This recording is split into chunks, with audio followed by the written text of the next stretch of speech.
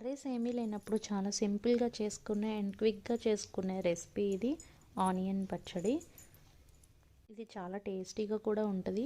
Preparation కోసం first ఆనియన్స్ని స్లైసెస్లా cut చేసుకొని నెక్స్ట్ ప్యాన్లో ఆయిల్ వేసుకొని కొంచెం ధనియాలు ఎండుమిర్చి వేసుకొని వేయించుకోవాలి. అవి వేగిన తర్వాత నెక్స్ట్ ఆనియన్స్ని కట్ చేసుకున్నాం కదా, ఆ కట్ చేసుకున్న ఆనియన్స్ని కూడా వేసి లైట్గా వాటిని కూడా వేయించుకోవాలి. ఇలా లైట్గా వేయించుకుంటే సరిపోతుంది.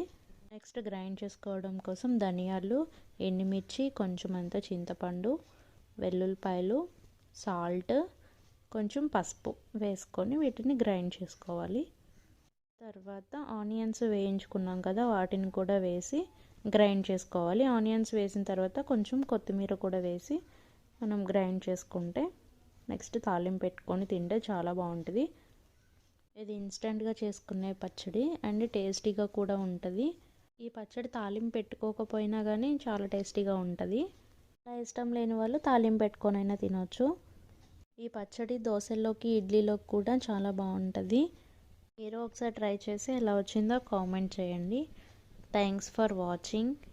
Subscribe for more videos.